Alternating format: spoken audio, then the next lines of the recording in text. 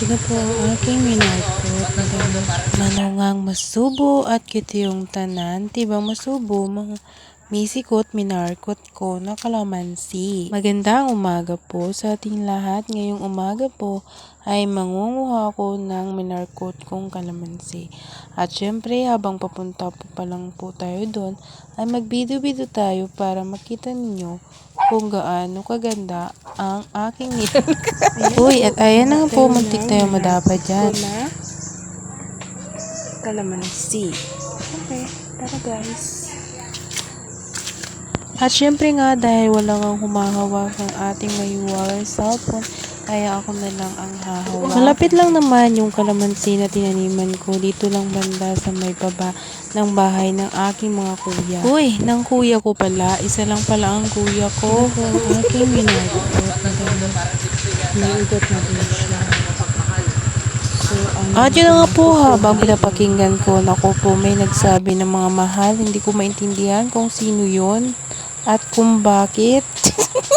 Uy, hindi maintindihan. Hindi ko pala alam kung sino nagsabi nun. Kasi nga, kapag nagbibideo ako, ay nakapokus yung aking mata dito sa cellphone ko. Minsan kasi ay natutumba at saka isa pa, nahihiya ako sa mga kapitbahay. Kasi nga, minsan, sinasabihan ako na vlogger daw.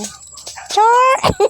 Oo nga, madalas minsan akong sabihan na ganun. Pero minsan kasi talagang nahihiya talaga ako kapag nagbibideo ako tapos sabihan ako ng ganun. Eh syempre nga tayo dahil wala pa at hindi pa kilala at kung ilan-ilan pa lang ang mga subscriber natin. Char! Pag sa Facebook naman ako, naku po, sinasabihan naman ako, ay, wag ko na lang sabihin kung ano mga pinagsasabi. Siguro, normal lang naman yung sa isang nagsisimula pa lang sa isang ganitong mga ginagawa. At dahil nga naman mahilig akong umiti, kaya minsan ay tinatawanan ko na lang o kaya tumatahimik na lang ako para hindi hahaba. Ay, nako, maiba na nga natin at ayan na nga po, ginalaw ko na naman yung aking cellphone para mag-focus yung aking cellphone or camera doon sa baba dahil bababa tayo doon kunti dahil meron pa tayong isang markot doon. Kaso nga dyan, meron akong kinuha na hindi pa, wala pang ugat na gaano, kaya kinuha ko tapos ipapakita ko yan mamaya. At syempre, kaya nga minamarkot ko nito dahil kapag bubunga nga siya, ay wala akong nakukuha. O minsan nakakakuha ako maliit pa lang tapos kapag yung mga malalaki na ko, wala na akong nakukuha. Kasi nga kinukuha na ng kanilang may-ari. Eh syempre nga yung iba dyan ay mga bata, dapat kung may matanda na nakakakita, sawayin lang naman nila. Siguro ang bata ay kapag isang bisit, tatlong bisis, ay susunod naman yan sila. Nagtanim nga ako ng kalamansi, kahit papano ay sabi ko meron akong pagkakakitaan. Kaso nga, ayun nga, ang malas nga, kahit piso ay wala pa akong naibinta dito. Kasi nga, nauubos ng paggamit sa bahay. Pero okay lang naman yung ganun. Kaso nga minsan, kami ay hindi kami nakakapanguha diyan. Kasi ito medyo malayo sa aming bahay at hindi ko ito matanaw. Tingnan ko lang para pakita ko sa inyo.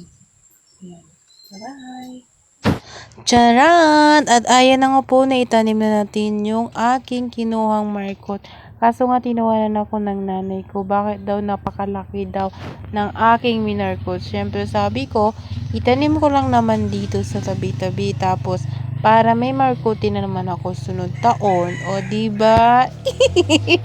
At syempre nga, ipakita po natin yung mga flowers natin dito sa paligid ng bahay na hindi pa naayusan at hindi pa nabibilhan ng mga pusti. Syempre, medyo madal muna dito banda, kaya ayan na nga, ang pangit na nila tingnan kasi yung pusti nila ay At syempre inanay nga, na. pinag-iipunan natin to. Kaso nga kanina, pambili ko na naman yung 300 na iniipon ko para dito sa pusti. At nga, yan na nga, ayan na siya. At syempre, kasama natin si Maldita na maganda na aking bruhang alaga. Bye-bye!